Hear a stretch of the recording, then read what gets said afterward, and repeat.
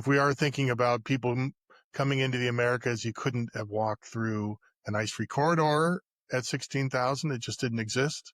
So we just simply, this is how archaeology works, is we need to make arguments because we weren't there, right? So we're going to look at the data and say, even though we can't find a site every 100 meters from, the Pacific Northwest of the U.S. all the way around the Pacific Rim to Northeast Asia, that is not what we require. We just simply might make a couple arguments about, we know that people are in Northeast Asia. We know that the peoples of the Americas are most closely genetically related in history to those people. So there's a connection. And you couldn't walk through the ice. So it's probably just the most parsimonious explanation. The simplest argument is that they probably came along the coast. Okay. And there was like Matt said, there's an ocean where they came from also. So it's not like they had to invent these whole ideas about how to interact with the ocean world. Yeah. It wasn't like they were necessarily, like you said, they may not even have known they were going anywhere new at the time. Like this kind of were, exploring. And much like in the case of Polynesia, from the Hawaiian perspective, people went from island to island, and it wasn't their first rodeo. They knew what an island was. They knew what kinds of limitations there were. And so by the time people arrive in Hawaii, they're exceptionally good, at that process of settlement of these remote and restricted geographies. And so similar kinds of things would have accelerated any sort of movement in the Americas, as well as people became more familiar with the specifics of a location. Even though they had the generalities already in hand, it would have, created momentum, which may be something that explains from the archaeology perspective, from the dating methods that we use and the resolution that we get there, it seems an incredibly rapid movement of people into the Americas. But, Lewis and Clark only reached Loren's neck of the woods, 225 years ago? Yeah. So that's a good point, this rapidness. And if we just step back and look at broader Homo sapiens as a genus, why didn't they, for example, figure out that coastal route 80,000 years ago? You think that could have happened, right? There were people in Asia 80,000, 90,000-ish years ago, but all of a sudden, during a window, probably 16 to 20,000 years ago, they start coming.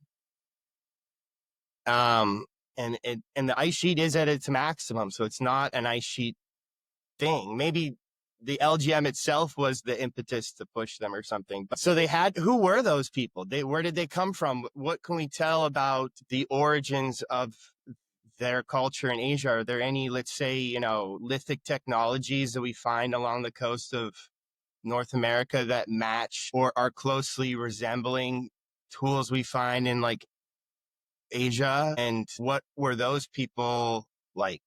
Can anyone talk about that? Well, yeah. So we do know, as I mentioned, that the peoples of the Americas are most closely related genetically to the peoples of Northeast Asia.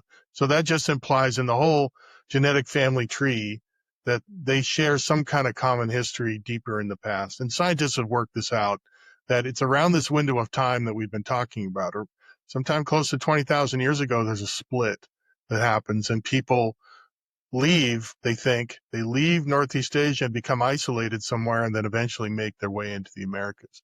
We don't really know the details of that stuff, how that all happens.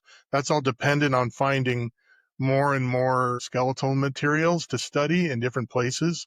And until that happens, though, we can still keep talking about where might people have come from, but we have to do it from another perspective. And as you mentioned, it's looking at things like artifacts. Now, it isn't the artifacts themselves that are important. Like two artifacts don't get together and have offspring of other artifacts. It's that they represent the material representations of ideas. And we can think of this as culture. And so these are technical knowledge programs we have in our head on how to do something like turn a block of rock into something useful like a spear point. And to do that, We're not born knowing how to do that. You have to actually learn it, and you have to be taught by somebody. And so when we make comparisons between, let's say, the earliest sites that have stone tools in North America, and we look to Northeast Asia, we're looking at examples where they're very similar, because what we think that might mean is that we're actually discovering nodes in a network of transmission of knowledge. Like, these people shared these ideas.